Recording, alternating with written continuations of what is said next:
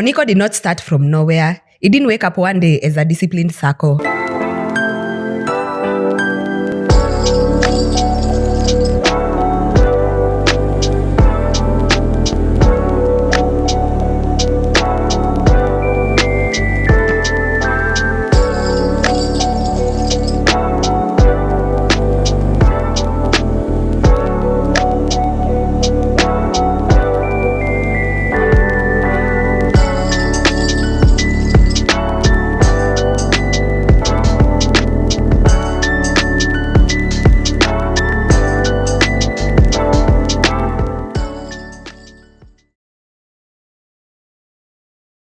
And it definitely didn't start as a corporate transport company. Niko is a product of Thika Road. And Thika Road, that's an economy, a culture, and a pressure cooker. It's not just a highway. When Thika Superhighway opened in stages between 2009 and 2012, it changed Nairobi permanently. Suddenly, Githurai exploded in population, Juja became a commuter town, Kimbo, Roiro, and Kahawa West, they turned into feeder economies, and daily passenger volumes doubled, then tripled. What followed was predictable. Too many people, too few organized buses, aggressive competition between saccos, and stages controlled by informal power, not planning. Thika Road became one of the most contested transport routes in Kenya. And in chaos like this, two things can happen. Weak operators collapse, and the smart ones consolidate. Niko belongs to the second group. By the early 2010s, Nairobi Matatus were evolving. The classic 14-seater Nissan model, it was becoming inefficient on long, dense corridors like Thika Road. Fuel costs were rising, traffic was worsening, and the passengers, they wanted speed and space. So some saccos began shifting to 33-seaters, 46-seater buses, and flat fare strategies instead of chaotic pricing. Niko leaned fully into this shift. Instead of flooding the route with many small vehicles, Niko focused on larger buses, they ran fewer but high-capacity units, and they prioritized consistency over randomness. That was strategic.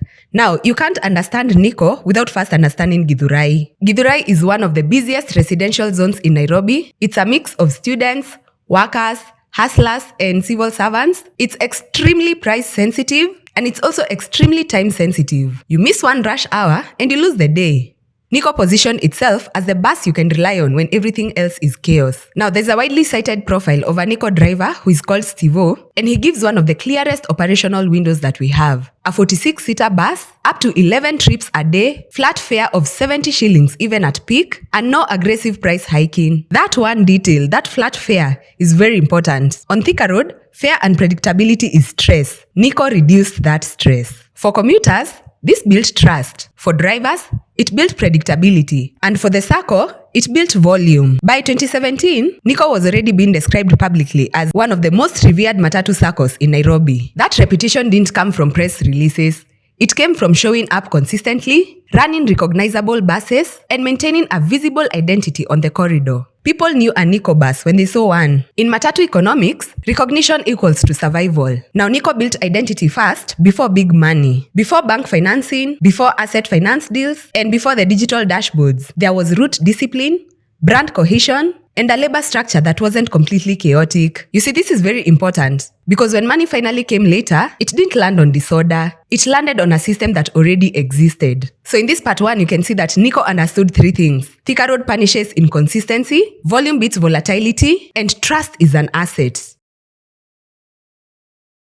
Once you understand who controls the capital, you understand why a sacco survives, expands, or collapses. And Niko's story changes from sacco culture to corporate form. Niko operates publicly as Nicco Movers Ltd. You know, most Matatu groups, they remain loosely organized, they remain emotionally governed, and they remain leaderless in practice. Niko didn't. At some point, quietly, Niko formalized a limited company structure, an identifiable leadership, and it formalized a brand that could sign contracts, not just shout at stages. This is important because, you know, banks don't lend on vibes. They lend to structures. John Kiambo is identified publicly as director of Nicco Movers Ltd. Directors sign loan agreements, they carry legal responsibility, and they are the face that banks, dealers, and regulators deal with. So whether or not he's the sole owner is beside the point. I know someone is going to comment that he's also called Nicholas, and Niko comes from that name, Nicholas. It's okay. In Kenyan PSV reality, visible directors usually signal control even when shareholding is spread. So it's not important, but I didn't go to the business registration service to get the original shareholders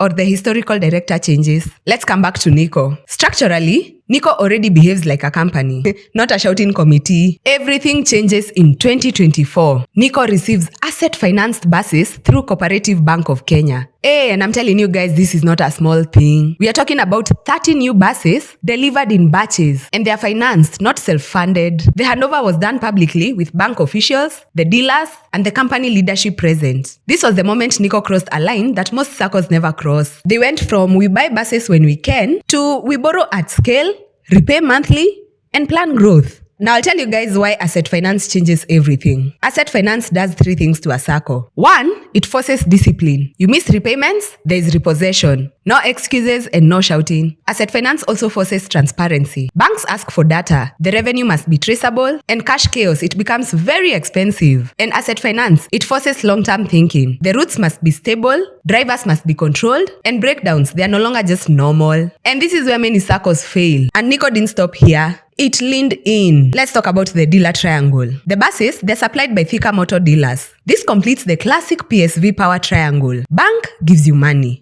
The dealer gives you assets. And the operator gives you routes and labor. Once you're inside this triangle, expansion becomes repeatable, fleet renewal becomes planned, and branding becomes standardized. Guys, this is how Matatu businesses, they quietly turn into transport farms. This tells us a lot about Nicco's internal power. You can't borrow 30 buses, coordinate staged deliveries, manage repayments, and maintain route dominance without internal enforcement power, which means the crews are not fully autonomous, revenue leakage is being addressed, and the sacco has teeth. Now we come to the political economy reality. And guys, let's be honest. Once a sacco borrows from a tier 1 bank, once it operates on a major corridor, and once it moves tens of millions monthly, it becomes politically visible. That does not mean cartel. It just means regulatory attention, county negotiations, NTSA scrutiny, and stage politics. Nicco's formalization, it reduces vulnerability here. Why? Because paper, data, and contracts, they protect you better than noise. You know, most people usually think that Matatu success is about music, speed,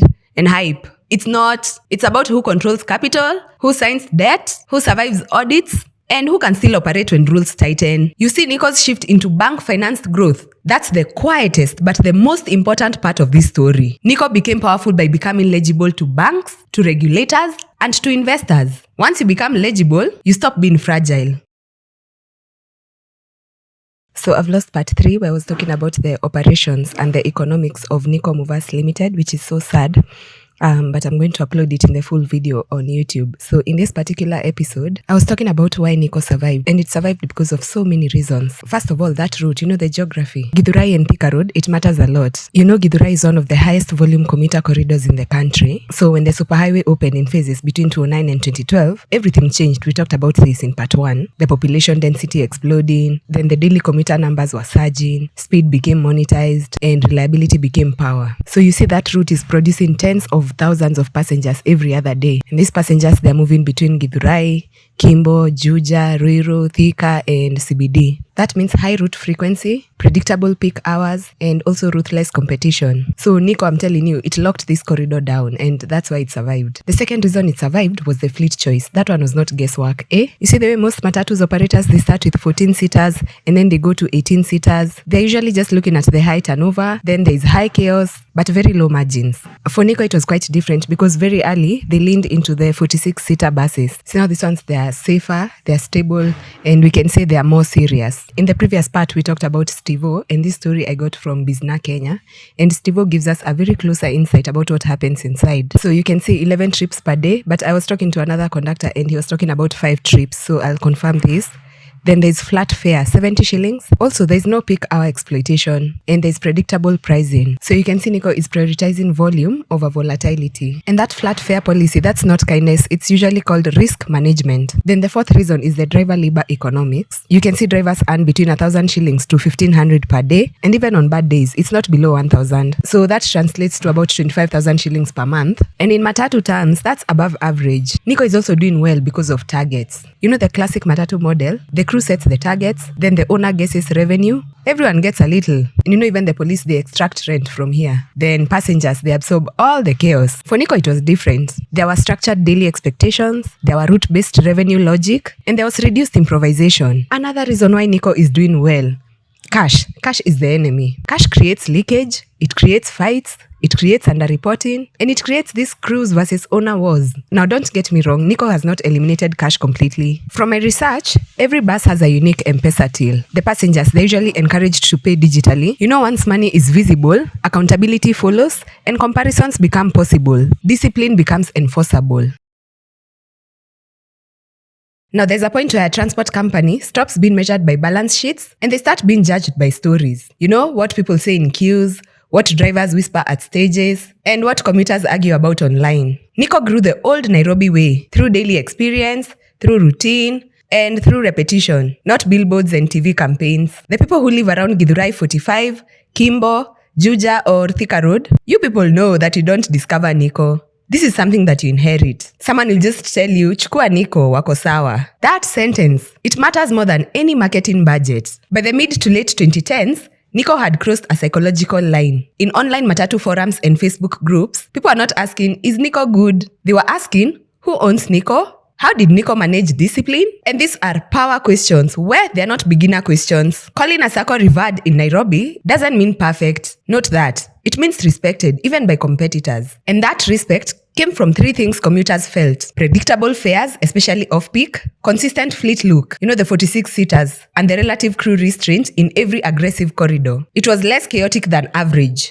Now, people started identifying with the bus. You'll see it in comments like, hii matatu si ya ovyo. At least wao hawakuchezea fare. That is what is called identity language. Niko buses became the serious commuter choice, the I'm tired of this nonsense option, the I just want to get home brand. That's why Niko's branding leaned into comfort, calm, and stress-free travel. Not the speed and the music and the flash. But reputation is never static. In the early 2020s, cracks started showing and commuters noticed. The online discussions, they began to shift tone. Now there were complaints about breakdowns, there were comments about older buses, and there were nostalgia posts like Niko ilikuwa kali kitambo. Where that sentence alone, the kitambo, is dangerous, it signals decline, even if partial. And this is typical of Nairobi saccos. Rapid growth, fleet ages, capital tightens, service quality dips, and reputation softens. Niko was not immune. The difference is how that moment was handled. Unlike some operators that implode loudly, Niko's criticism, it stayed contained. There were no mainstream media scandals, there were no viral exposés that stuck, and there was no total loss of commuter trust. Instead, what you just see is frustration,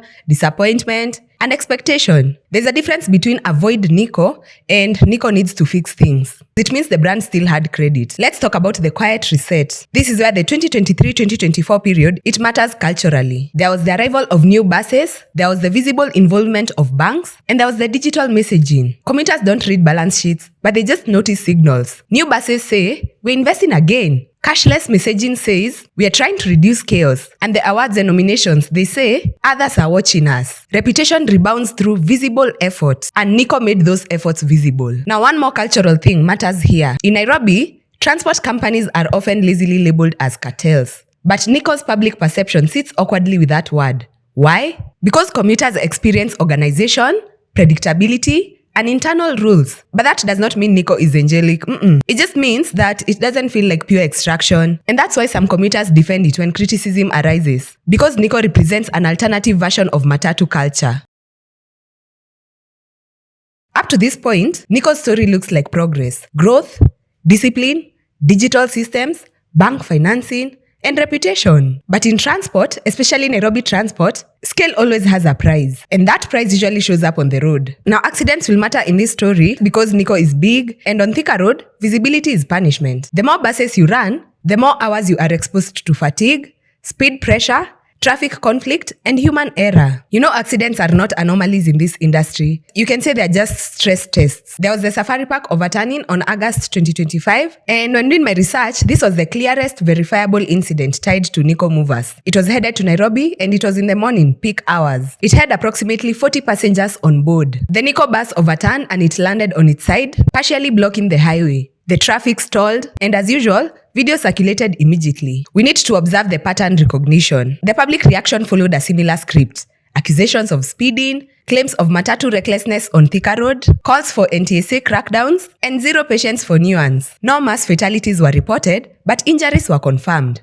In Nairobi, you don't need deaths for reputational damage. You just need footage. Beyond the Safari Park crash, Niko appears intermittently in short clips showing collisions or stalled buses near Githurai 45. Niko also appears in passenger confrontations over driving behavior. There were also complaints about aggressive lane changes and speed. Now, one clip does not define a company, but 10 clips, they form the reputation. Niko has not been associated with mass casualty disasters.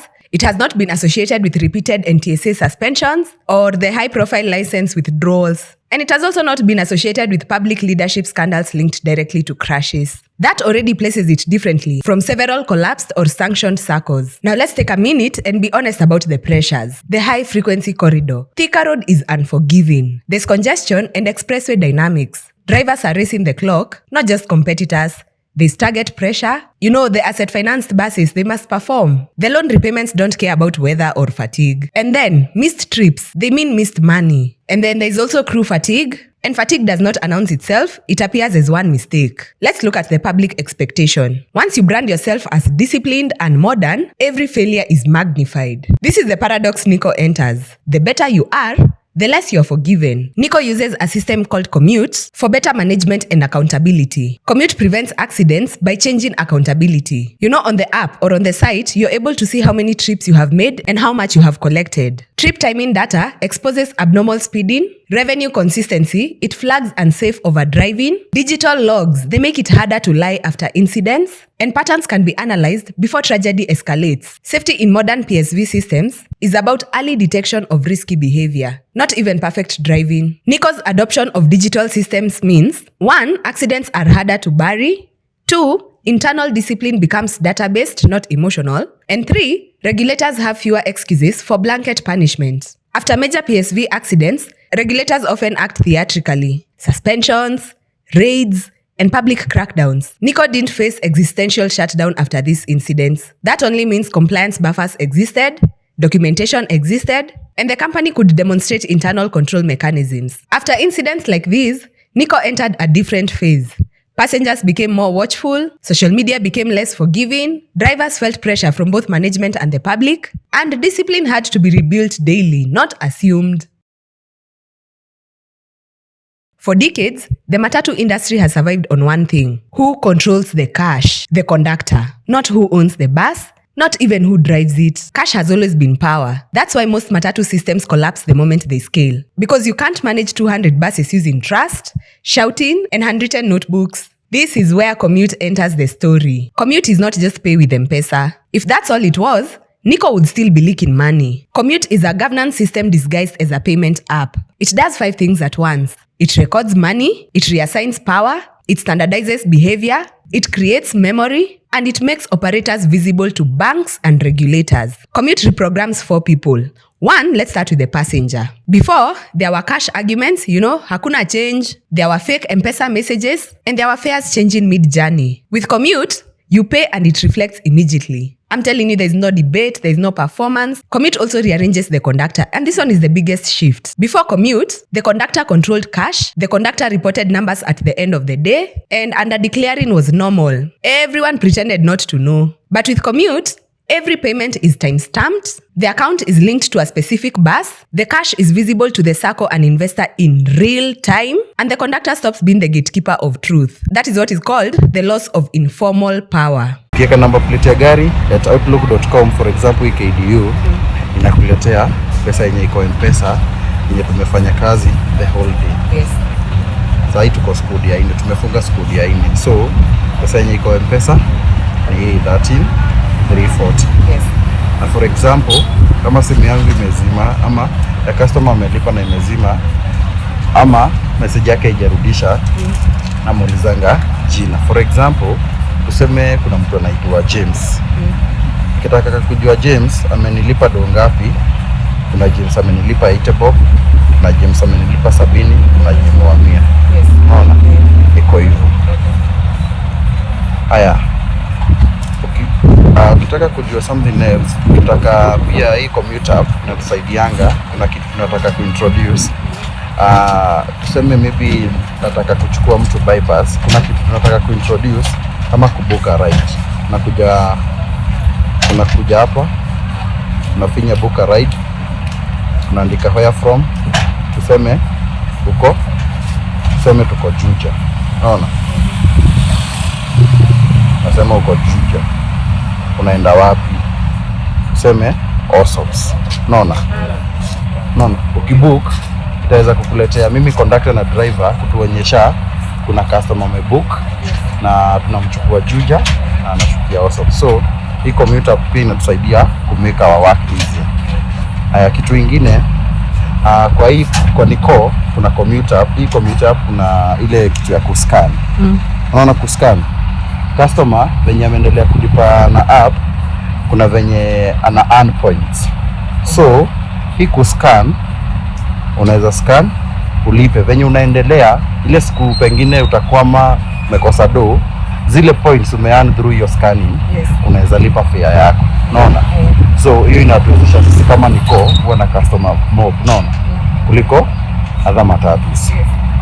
Commute also rearranges the driver. Drivers live between pressure and blame. With Commute, drivers can see real revenue, they can compare performance across shifts, and they can argue with data, not accusations. This quietly professionalizes labor relations, its structure. And lastly, Commute also rearranges the investor or the sacco. This is where the system becomes dangerous, but in a good way. For the first time, you can see which bus performs, you can see which crew underperforms, you can also see which route bleeds money, and you can also see which time slots are profitable. This is how Nicco stopped guessing and the bank started listening. Let's talk about the silent killer that Commute exposes. Matatu theft is really dramatic. A little here, a little there, across 300 trips. Commute reveals patterns. It doesn't accuse. It reveals why bus A makes less than bus B on the same route. It reveals why Sundays look quiet on paper but crowded on the road. And it also reveals why one crew always misses the target. That visibility changes incentives. So Nicco doesn't need to shout because the data does the disciplining. How do we move from stage chaos to digital order? If you have ever watched Matatus fight for a stage,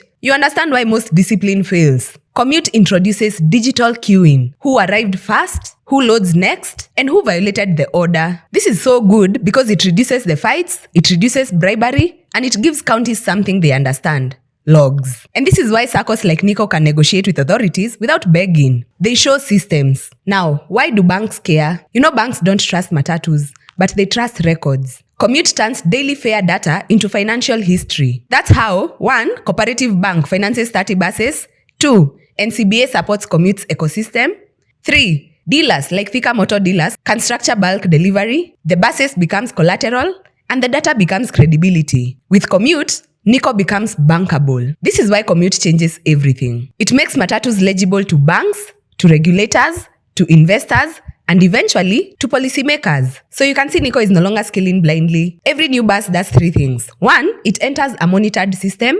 2, it feeds a revenue database. And 3, it strengthens future borrowing power. That's how informal businesses, they become institutions.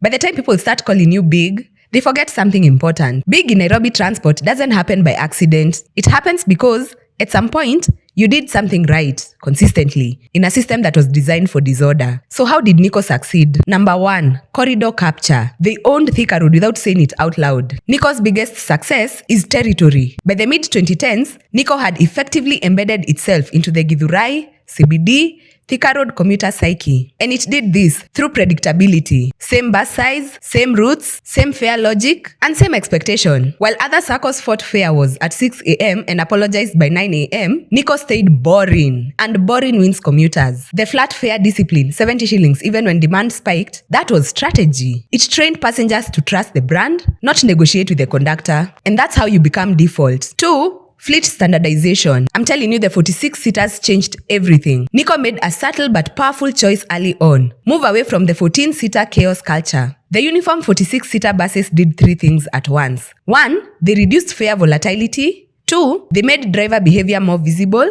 And 3, they simplified operations and maintenance. This is where Nicco quietly separated itself from survival saccos. Once your fleet looks the same, behaves the same, and loads the same, you can enforce rules. Uniformity is governance. 3, becoming bankable. You remember the cooperative bank moment in 2024? I'm telling you, this is a turning point. In May 2024, Nicco Movers Ltd, through the director John Kiambo, it received the first batch of bank-financed buses under a 30-bus asset finance facility with Cooperative Bank, supplied by Thika Motor dealers. We said in part 1, banks don't finance vibes. They finance structure. By signing that deal, Nicco crossed a line. from informal capital recycling to formal debt discipline. It meant auditable revenue, predictable repayment schedules, standardized fleet renewal, and external scrutiny. You don't survive that unless your internal systems already work. 4. The digital discipline. And here we are talking about Commute as the invisible backbone. Commute arrived as control infrastructure, cashless fares via M-Pesa, per bus till numbers, and real-time visibility of collections. This changed power dynamics. So yeah, that's it on Nicco Movers Ltd.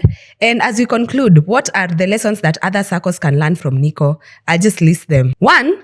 Governance comes before discipline. 2. Stop growing before you are bankable. You know the way saccos do, they add buses, they expand routes, they increase chaos, but they never become bankable. 3. Data is power, and Commute changes who holds it. You know, before Commute, the conductors controlled the information, the owners, they guessed the revenue, and saccos reacted emotionally. Theft was so impossible to prove. But after Commute, every shilling is time-stamped, every bus is visible, every route is comparable, and every crew can be audited. You see, Commute changes the power dynamics. The 4th lesson, digital systems are about control. They're not about passengers. You know, people usually think that cashless systems, they're about convenience. Nope.